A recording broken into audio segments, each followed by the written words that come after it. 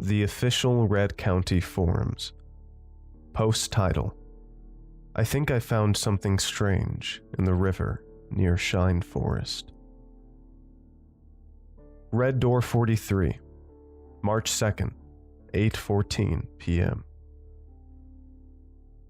I just got back from a little hiking trip down near the south of town, near the forest in the title.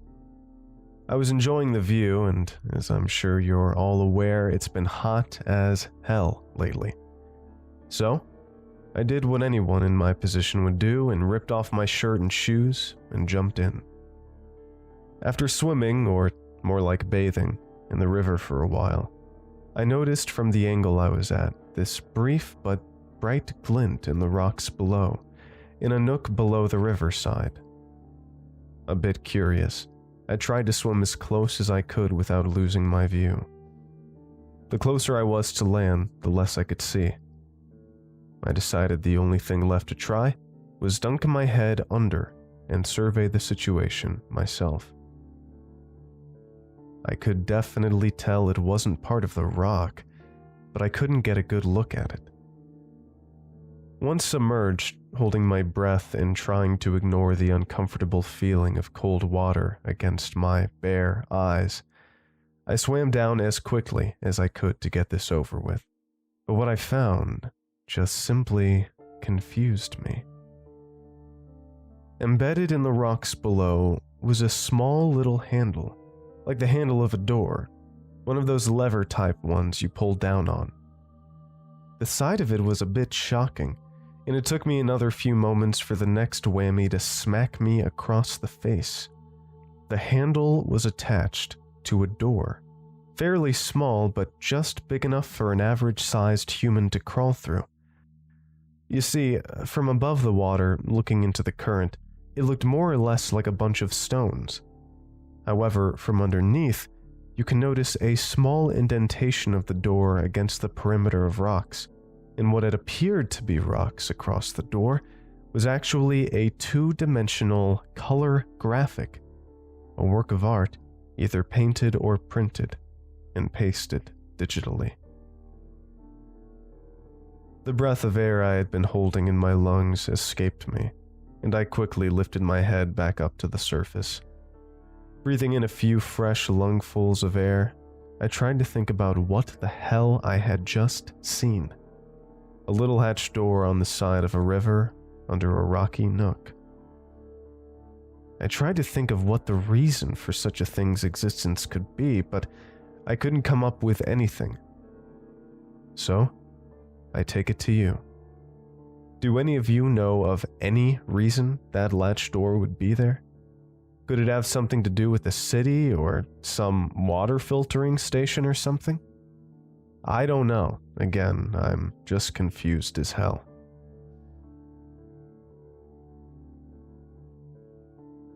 Retro Outlet, March 3rd, 5:06 p.m.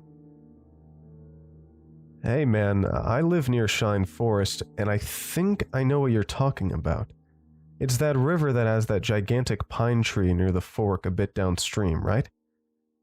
Anyways, I worked for the city a few years ago, and still have a couple friends working there. I asked them if there were any sewer tunnels or waste-related things over there, and they denied it. I pressed them a little further, and they said they had nothing going on over there. After I got done reading your post and asking my buddies, I decided to walk out back there and see if I could find it myself. I walked up to where the trail is. I assume that's around the area you were, as most are, and snooped around. I did find some kind of shiny thing right around where that bush with the bright red flowers are. Is that where it is? There's no way in hell I'm dunking my head into that bacteria stream without goggles, and ear and nose plugs. So, I just went home after that. Pretty strange. Hoping I was at the right place. But yeah, I have no idea what the hell that could be.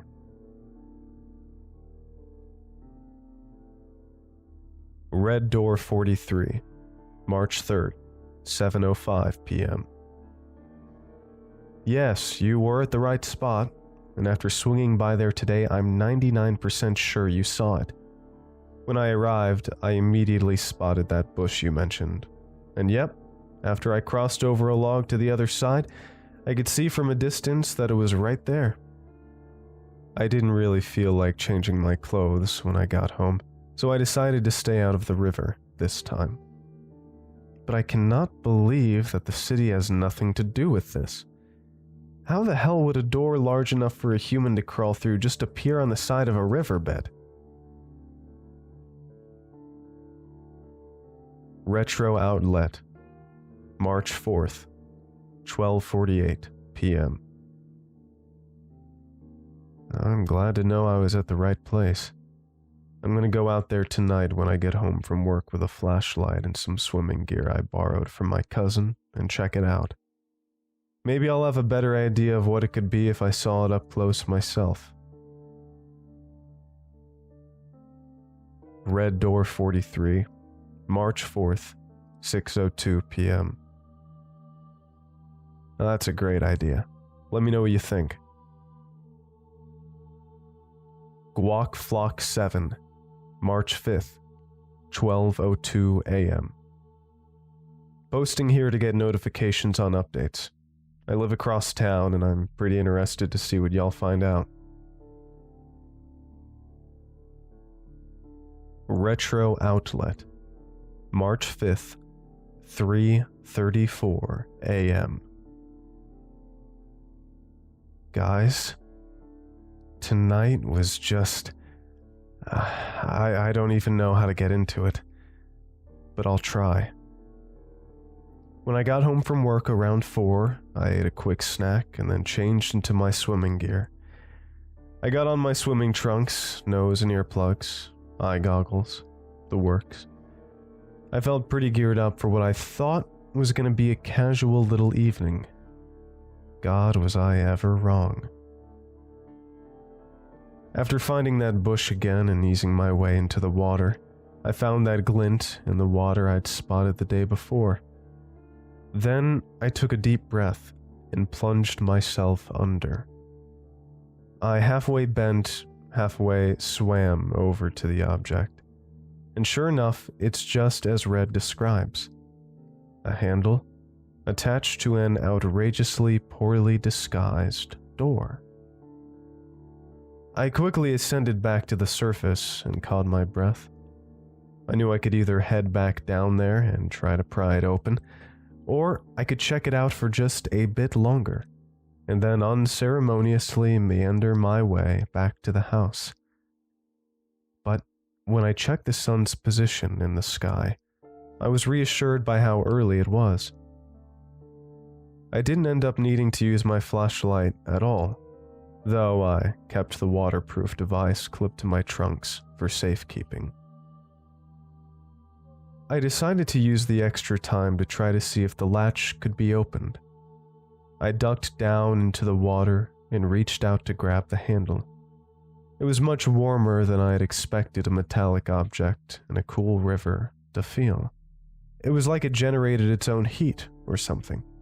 And when I applied pressure to the handle, I was shocked to feel it move swiftly and easily all the way down. However, the door didn't budge an inch. I was confused by this, but then decided to pull up with the lever down and see if the door worked that way. And boy, did that do it. Immediately, I noticed the door lifting with enough brute force, and when I pulled it up enough, I realized water was flowing very quickly from the river to inside whatever the hell that door led to. The inside must have been dry. I dropped the door out of surprised fear and regrouped myself above the water for a moment. I was a bit wigged out by that. I mean, I don't know what I expected really, but I guess it was just assumed that whatever it led to would also be filled with water, I guess. I mean, how the hell else could it even be built down there anyway? But regardless, that didn't seem to be the case. I wrestled with my thoughts for a while there. I didn't expect it to open so easily, and I wondered if it would really be smart to explore the thing. Well, with the sun still poised to hang in the sky for a few more hours, I decided to give it a try. I hyperventilated a bit, prepping myself for the attempt, and after one last deep inhale, the kind where you feel like you filled yourself up nearly to the bottom of your gut, I dived down. I grabbed a hold of the handle, and with my right foot against the side of the rock, lifted up with all my might as fast as I possibly could. When water is obviously flooding whatever interior this door leads to, time is of the essence. I was able to lift the door into a nearly 45-degree angle and took a glimpse down to see what it was. And what I saw was the very definition of abyss. Pure darkness, pitch black, shadow distilled into liquid. And that was the very moment a rock, presumably whisked by the current, slammed into my shin. It wasn't a very hard collision, really, but when lifting a very heavy latch, fighting an exiting flood current, and trying to balance all this in the side of a river while holding your breath, it's a little too easy to become unbalanced. My leg slipped directly into the current. I wasn't thinking in that moment. I believe things were moving too fast for me to think anyway. But at the same time, I already knew that with the suction current flowing so quickly inside, there was a good chance I'd end up trapped under the latch. The suction flow so powerful, I'd be unable to free myself and drown there in a matter of minutes. So, with nearly half my body already inside the inky void, I curled myself inward and ducked. The whole ordeal, from the first slip of my ankle into the current, to the door slamming me into darkness from above, all took place in the span of about half a second. And about another second later, shivering in the cool darkness, I had a sudden realization. I was breathing. After feeling my sopping wet shirt in contrast to the air around me against my body, I rediscovered my flashlight. I quickly turned it on and frantically waved it around, investigating my situation. And guys, do I mean it when I say, I just don't know I have the ability to do what I found justice in my description and recollection. It was just... Okay. So I'm on all fours and I turn my flashlight on. Immediately, I find myself in this long, nearly cylindrical tube. It's flat at the top, but curves down into a long, curved oval, the circular round being the floor I found myself on. And at the bottom of the tube, the area I just so happened to be aiming my light when I first turned it on, were hundreds upon hundreds of slits in the metal material. It was like a metal mesh in a way, allowing liquid and fine material through, but holding just about anything else. This area of breathable flooring extended for about a 6-foot-long stretch.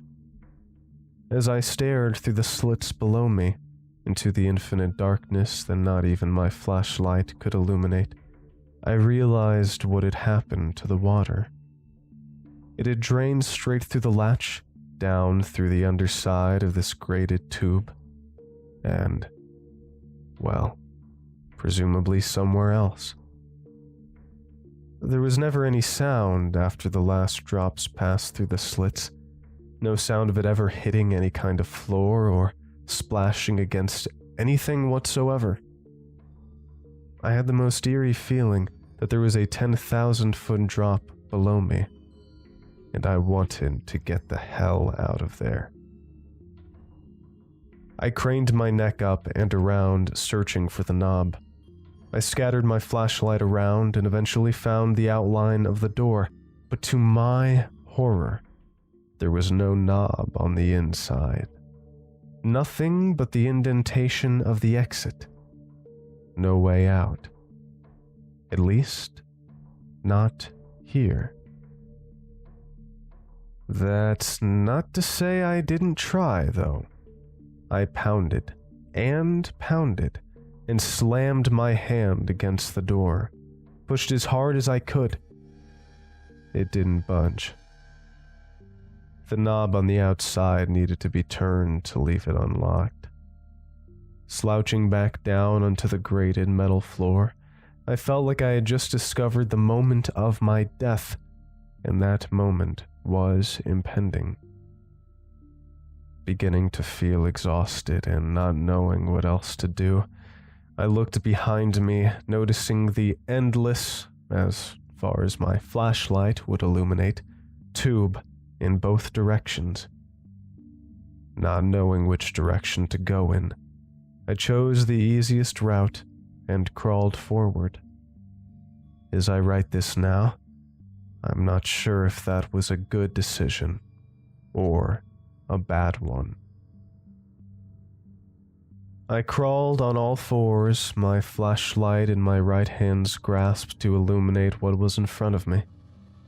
For a while I was in this solid metal, I imagined steel tube, with an occasional slit on the side. I imagined this was for air circulation, but this eventually began to change. After possibly a few seconds or a few minutes, the metal of the tube changed to this polished dark wood in a shockingly abrupt transition. Before me, there lay a perfectly straight line going around, connecting from top to bottom in a ring, forming a distinct separation. On one side, steel tubing, and on the other, finished wood flooring from top to bottom.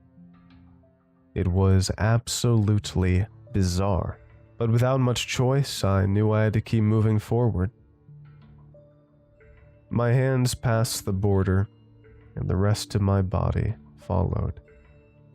It wasn't long before this wooden part of the tube started widening, the ceiling rising higher and higher as it went along, before I was able to stand up, first on my knees, and then on my feet entirely. And then, as I walked forward on this very uncomfortable, oval-shaped wooden hall, I encountered my first turn. And as I made the turn, I saw my first visible sight, without the need for the flashlight.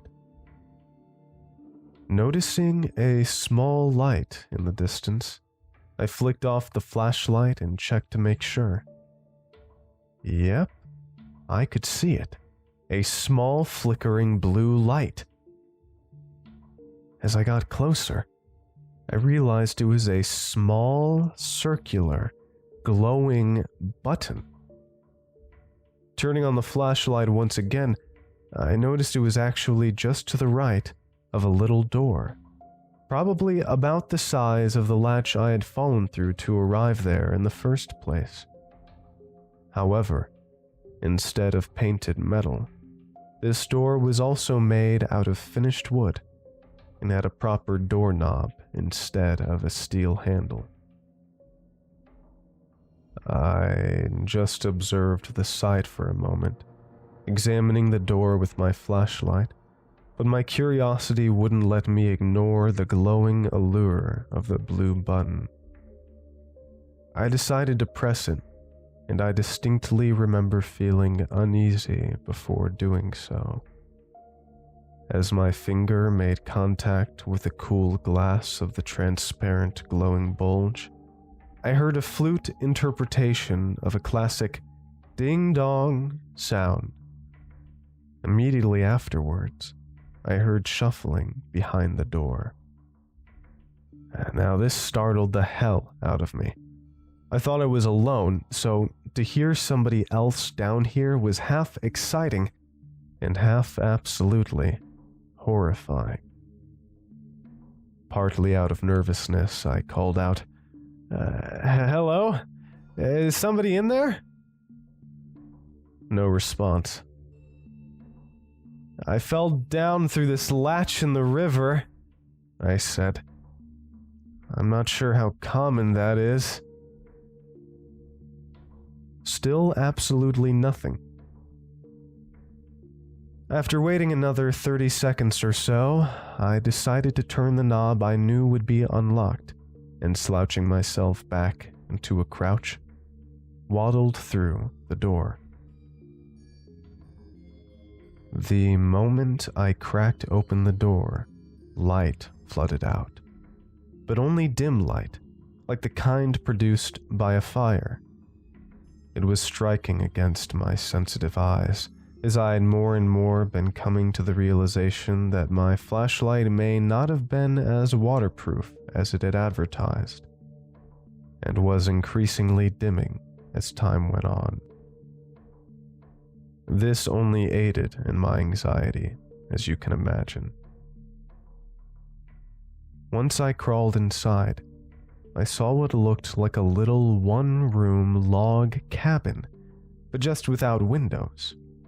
There was a little wooden desk on one side of the tiny room, and a wooden bed on the other, a fireplace across the room, and I suppose the door I'd come out of. Logs were burning in the fireplace, and I could smell a hint of smoke in the air.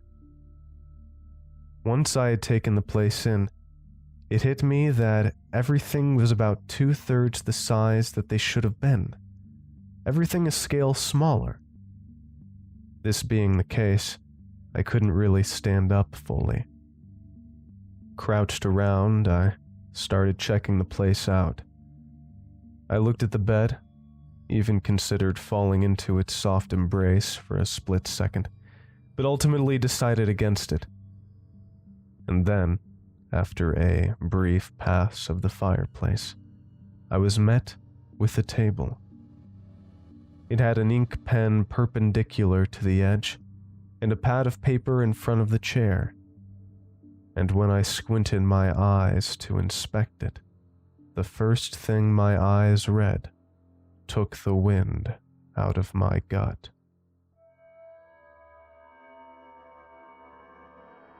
"He has only a small flashlight, but even that won't last." My eyes read, widening with every passing word. My jaw dropped, and I quickly looked around the room, paranoid. I didn't see anyone or anything, and given that the only entrance I could see was the one I entered through, I decided to crouch down to my knees and read a bit further. The handwritten scribble read, "He fell through the opening and started on towards our direction. He seems tired, irritated, and somewhat frightened. He'll be to our space soon. I must hide this place. This cannot happen, and we must confiscate the flashlight." I read the paragraph a few times over. What in the hell did that mean? Almost as soon as the words could pass through my mind, the lights went out with a loud crashing sound in the distance of the hallway. I instinctively held my breath, my heart pounding in my chest, and, after just a few moments, I heard and felt the most unnerving, whispery voice in my right ear. "Didn't your mother ever teach you not to snoop?" I could feel its breath on my ear, and shivers began to work their way up my spine. Still within the darkness, I didn't move a muscle, and didn't say a word. In just a moment, the voice returned. I suppose I know the answer. There was some strange skittering sounds, like a bunch of dogs running across tile flooring. And then the voice came back, though this time a bit farther away, and no longer breathing into my ear. And I suppose you're confused. I waited, the words falling from the air back into silence while I fought lightheadedness as I continued to hold my breath. Seconds doubled, and my tension grew. And afraid, it hissed. I heard it move around behind me, hearing it shuffling and seeming to rummage through something. And then it said, "But of what?" In an instant, the light returned, following what sounded like 2 claps of the hands. I slowly turned to the right, first noticing the fire blazing once again, before my eyes settled on the creature about 12 feet away from me. As I did so, the butterflies, absolutely losing their minds in my stomach, froze up a bit, and I raised my eyebrows in confusion. Standing before me, and somewhat below me, was, as far as I could tell, an elf of some kind, like as in fairy tales and fantasy stories. There was what appeared to be a very old man, though only about 4 foot tall. He was wearing this long, thickly woven hat that perhaps today would have been called a beanie, connected at the tip to a little pine cone. He had 2 bushy eyebrows, brown eyes, skin as white as snow, and a beard just gray enough to make out against his face grown all the way down to the floor. He seemed to be wearing red overalls and 2 thick boots. As my eyes wandered back up, I noticed the thing's ears.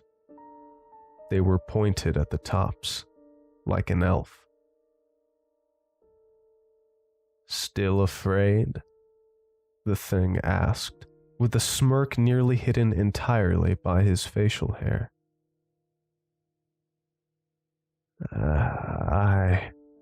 I began. Well, I'm definitely a bit confused." "Uh-huh," the thing said, turning around towards the fire. "Not the first time I've heard that." He began rummaging through a small bin I hadn't noticed besides the fireplace, and eventually pulled out a small but very nice-looking stick, probably about 12 inches. The first time in a while, though. Are you an elf? Or something?"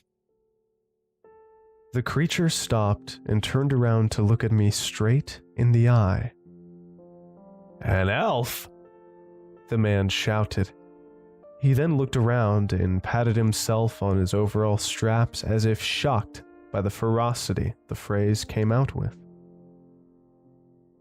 "I'm not an elf. I'm a gnome." He then plopped a marshmallow on the end of his stick and shoved it into the roasting fire. I nearly collapsed into laughter, but caught myself just before the first giggle escaped me. This would be kind of hilarious if it made sense, but it didn't. And as I took in the sight before me, a concern began to grow for my safety. "Well, Mr. Gnome, sorry about the mistake. You see, I came in through a latch, and, I think I'd like to leave now. Again, sorry. He turned his head, marshmallow still blazing in the flames, an eyebrow raised. You want to leave so soon, do you? After all the trouble you've brought me. Jeez. It whined, turning back around. What do you mean, the trouble I've caused you? As far as I can tell, I'm the one who's gotten lost in here, man. And I just want to get the hell out of here. I was taken a little aback at the gnome's attitude. Then again, I'm currently a little taken aback that I ended up getting sassy with a gnome.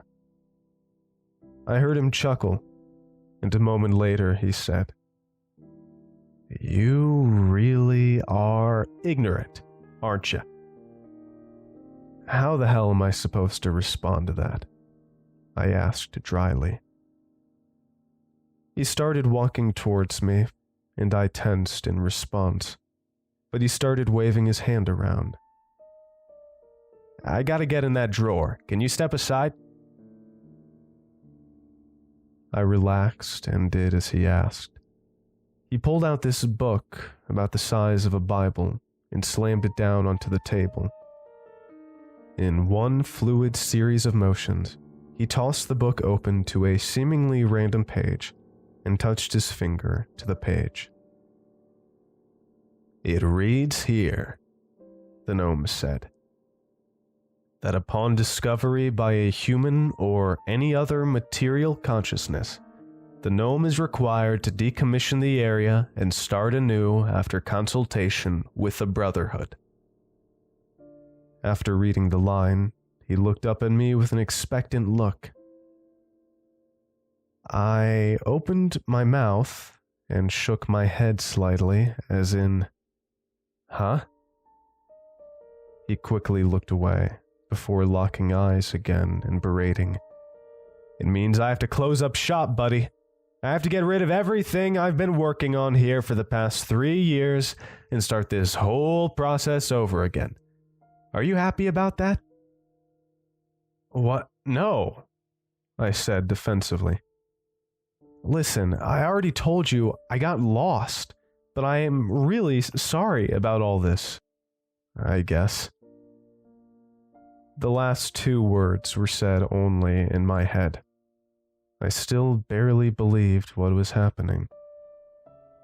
Is there anything I can do? I offered. The man had waddled back over to the fireplace, roasting his marshmallow some more. It was beginning to look like a chunk of coal. I'll tell you what you can do, it whispered. Why don't you lay down in that bed over there? Take a load off. I looked over to the mattress and then back to the gnome. Really? I asked. He turned back around and stared me deep in the eyes with an undeniable sense of annoyance. I sat down on the bed. As I felt the soft cushion below my legs, I realized just how exhausted I was.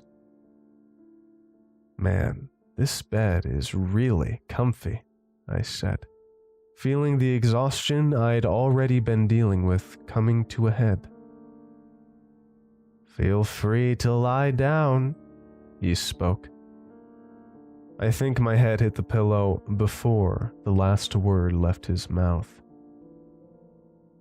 As I lay there, trying to keep my eyes open, I saw the gnome go about his business. He finally took the marshmallow out from the fire and squeezed it between 2 crackers. He then walked over and crouched beside the bed, his eyes meeting mine as I lay on my side. Finally relaxed, staring at this unbelievable sight I would have thought impossible just an hour before, I finally lost it. I started giggling to myself, and that giggling gave way to belly laughs before I coughed out, "Oh my God, nobody's gonna believe this." At this, the gnome smiled, the first genuine smile of joy I'd seen, though I felt as though there was something unspoken behind his lips. He looked at me straight and said, "Of course they won't, because this never happened." He grabbed my hand with his left and curled my fingers around the stick he'd roasted the marshmallow on. "Now close your eyes and count to 3. I was so dazed and giggly, I obliged without thinking. I closed my eyes, the warm fire wafting towards my legs, the soft pillow beneath my head, and the stick tight in my grasp. 1, I spoke. 2 came next, and then I conjured 3. I waited, and was met with complete silence. "Hello?" I asked. After another few moments of silence, I realized I no longer felt the warmth of the fireplace, and the silence was slowly giving way to a low hum. The all too familiar hum of an AC. I opened my eyes and, to my absolute disbelief, found myself back in my own bed, in my own home. The clock read 2 in the morning. I've been typing this out since then. Now, obviously, I know what you're thinking, and it's exactly what I thought for the briefest of moments. Wow, I can't believe that was a dream. But then I felt it, the stick still in my hand. I jumped out of bed and ran to the nearest lamp. I switched it on and examined the wood. It was the exact same 12-inch stick I'd seen the gnome use to burn the marshmallow, one tip still singed with gooey, sugary char. My jaw just about dropped to the floor. I feel sick right now, to be honest. I feel like I've been through a straight-up ordeal, and I don't know if I'll be feeling up to going to work tomorrow, let alone going back to the forest and going through all that again. But I have the stick to prove it, that I'm not crazy, and that all of this still happened. If any of you can go back there tomorrow and check it out, go for it. But I must warn you to not do what I did. Don't go through that door. Please. Now, I'm very exhausted, so excuse me while I pass out.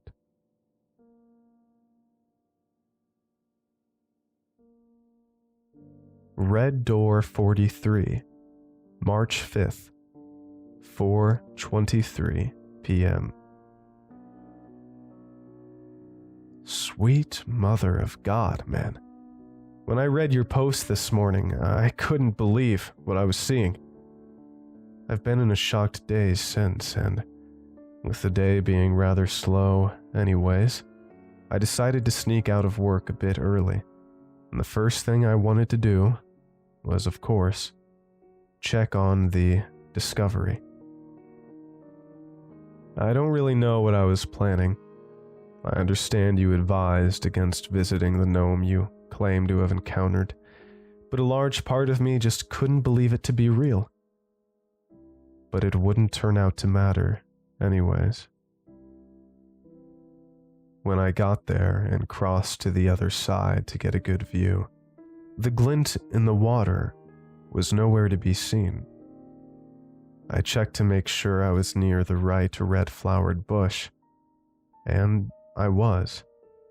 But for some reason, there was no metallic shine. I was feeling rather curious, so I did what got me into this entire strange mess to begin with, and I ripped my shirt off and jumped into the water. I acclimated to the chilly river for a moment before lining myself up with where I knew the door to be and dunked myself under. I swam a ways towards it before confusion and curiosity turned to just confusion and then a lightning shock of terror. I swam back to the surface and caught my breath, saying to myself, "It can't be, it can't be," in an incessant loop. Where there was once a door handle attached to a door that had obviously been painted to camouflage itself as a collection of rocks from a distance, was simply a real collection of rocks. There was no handle, and the two-dimensional pictures had been turned into real three-dimensional stones. There was no outline of the door either. I double-checked this about 3 or 4 times, each time not believing what I'd seen. But I eventually came to terms with it. And I don't know how or why, but somehow, in this little river, a door that was built into the side and had been there up until the day prior was now nowhere to be found. Eventually, I meandered my way out of the river and sat on a rock near the edge. I dried out before eventually sliding back into my shirt. And after a while longer after that, I decided to head home. I decided to walk a different way back to my car than I had before and went a bit off the trail. It actually got so dense and dark in some places, I took out my flashlight to illuminate the way. And it was as I was walking through this rough terrain that I noticed a sparkle, a glint on the forest floor in the distance. Curious, I decided to run up to investigate. When I got close enough to crouch down in front of the object, I found it partially covered under loose leaves. I parted the debris and found before me the very handle that had, up until yesterday, taken up residence on the door of a secret below the river.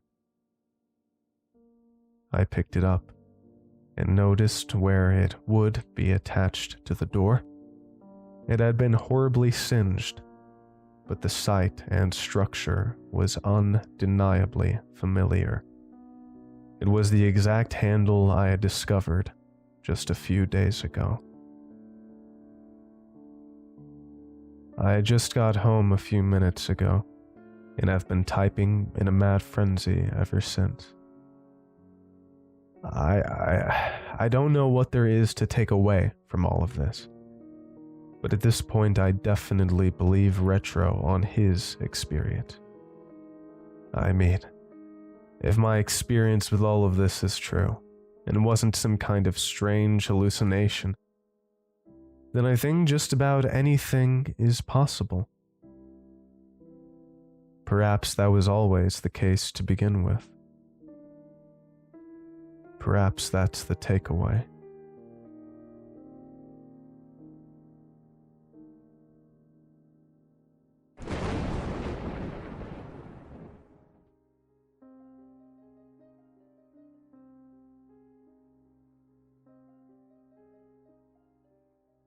Okay.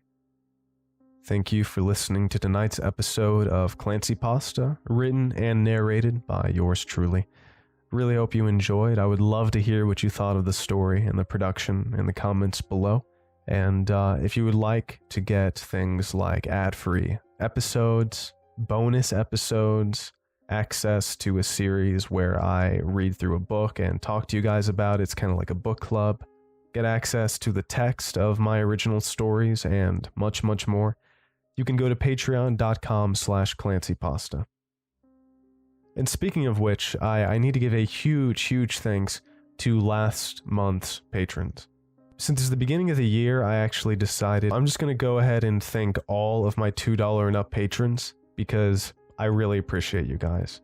And I really just can't thank you guys enough for continuing to support me on here. So thank you so much to David L., Erect Ostrich 87, Anklemania, Dweller, Shannon M., David L., Nord Raven, Quiet Calamity, Tumultuous Tay, Ali K., King Deset, Thea, James W., Eli 131, Vaish, Cody H., Aw Bunny, Jess R., Lulu R., Sarah S., Captain M., A. Rodko, Vanessa, Angelo L., Amara, Monica A., Stephen W., Folor, Goober, Jessica D., Death Metal, Todd B., Lydia P., Vision of Oblivion, Catman Drinks Coffee, Leia S., Jared B., Dar, David L., Ninja Dad, Obsidian Blade 87, Pamela P., Dexton D., Gen X Josh, Eyeless Jack, and the Oligarch of the Chamber, Gabriel B. So thank you all very much. Thank you to all of my $2 and up supporters across the board, and, even lower than that, but those are the names I read out today. And just thank you, everyone who supports me on Patreon or YouTube members. Really can't thank you enough. Okay, I think that's about it. Whether you're listening on YouTube or on a podcasting service, I appreciate your viewership and support, listenership and support very much. And I will talk to you all very soon. Have a great night, everyone. Take care.